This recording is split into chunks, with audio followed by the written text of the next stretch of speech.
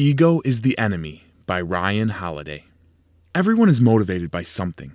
If you're driven to achieve things because you want attention and praise, it's likely you're being driven by your ego. While there's nothing wrong with being motivated by egocentric goals that primarily benefit you and make you look good to others, it's easy for your ego to get out of hand. When someone's ego is the correct size, they have enough confidence to take risks, and they can handle failure without losing their cool. But once someone's ego gets out of proportion, they can end up reaping painful consequences in the long run. Problems with ego management can lead to the inability to achieve meaningful success because of damaged relationships with colleagues, short-sightedness, missed opportunities, and many other problems. Here's how to shift away from the pitfalls of egoist living and move into a more success-oriented perspective. Exercise ambition instead of ego. In opposition to those who are primarily motivated by their ego, there are those motivated by ambition. They desire to be the best in their field, whether other people notice it or not. A historical example of this principle is William Tecumseh Sherman, a general in the military during the Civil War. He cared more about being the best at his role than he cared for prestige and recognition. His leadership abilities were so exceptional, he was asked to run for president. After talking with Lincoln, he realized he wanted to stay in the field of military leadership. He passed up the recognition he could receive as president to continue excelling in what he loved. By comparison, ego-driven Ulysses S. Grant ran for president even though he lacked any experience in a similar role. His ego drove him to believe he could successfully tackle an endeavor when he had no experience. This is not to say that those who are ambitious shouldn't take risks, but rather, focus your risk-taking in an area that you feel passionate about, not just an area where you think you can get praise and attention. Recognize there's always more to learn. Humility is the antidote to egoism. How do you maintain humility? Recognize that there is always more to learn. No matter what field you're in, there is always someone more skilled you can learn from. Retaining this humility will allow you to continue to develop your skill set. Develop the perspective of a student and remain willing to be taught. And keep the awareness that no matter how much you excel at what you do, there will always be someone who's better. This attitude has been helpful to guitarist Kirk Hammett, who was offered the position of a guitarist in Metallica in the 1980s. He refused because he knew that once he started playing in a band, he would miss out on the opportunity to grow his skills. He instead became a student of world-renowned guitar legend Joe Satriani. Similarly, Frank Shamrock, a martial arts expert, believes that those who have reached advanced levels in martial arts should retain humility. One way they do this is by training the beginners. Recognizing there is more to learn and developing humility prevents one's ego from becoming overbearing. Avoid the pitfalls of ego's side effect, pride.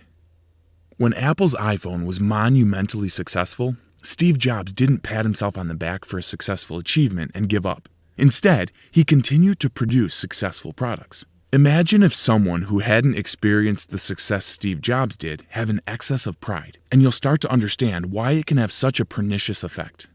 Pride can cause people to become complacent. In conjunction with causing complacency, it can increase laziness, and it can also make people defensive in reaction to criticism or helpful advice. Pride can fuel the ego, creating a toxic blend of ego justification and blindness to the possibility of others' successes. Imagine if you were too busy patting yourself on the back to realize that you had more opportunities. Avoiding pride is difficult, especially when someone has experienced a fair amount of success. One solution is to think of how someone more humble would approach the situation you're in. Shifting out of pride and ego is a matter of changing your perception. Shift into the mindset of someone who has more humility and see how your perspective and actions change too. You don't have to do it all on your own. One big pitfall of egoism is the idea that you, and only you, can do things correctly. Tired of bearing the great burden of responsibility? Here's a dose of humility. That's not the case. Learning how to delegate tasks effectively has many benefits. Your team will feel respected and valued because you'll be trusting them with responsibility. You're giving them the opportunity to grow and develop a skill set. Finally, without so much work to do, you'll be able to develop new skills yourself. Still want to run the show? So did John DeLorean. He left General Motors to start his own company because he was convinced he would be more successful than they were. He micromanaged every person and every process in his car company, and it was a massive failure. He ended up declaring bankruptcy. Doing it all on your own can have dismal results. Recognize the people who help you achieve. Teamwork is an important aspect of success, and when ego gets in the way of teamwork, there can be dire consequences. When Shaquille O'Neal and Kobe Bryant played together, they worked exceptionally well.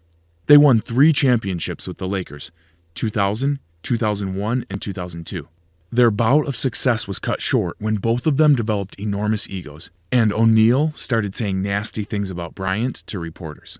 In response, Bryant refused to sign with the Lakers until they traded O'Neal for another team.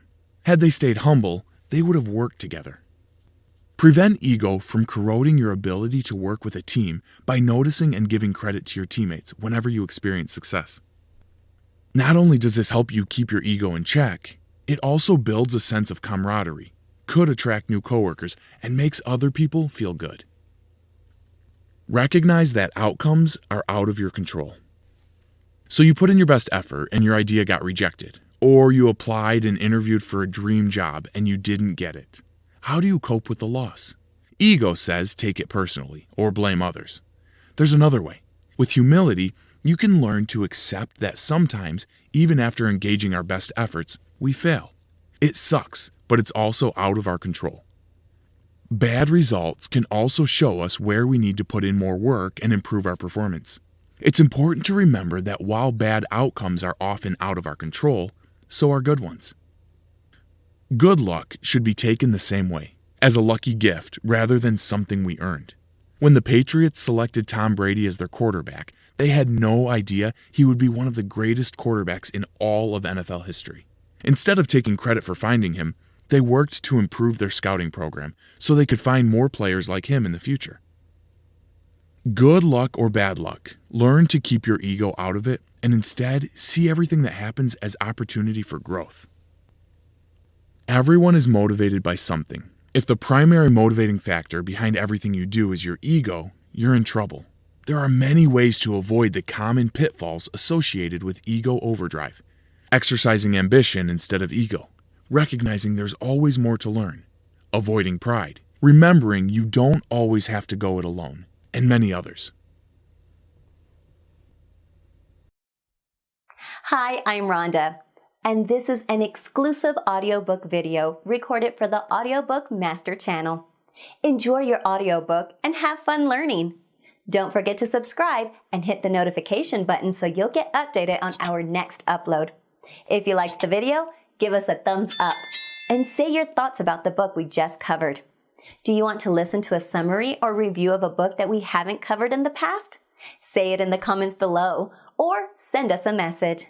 Don't forget to check our other uploads. Enjoy listening!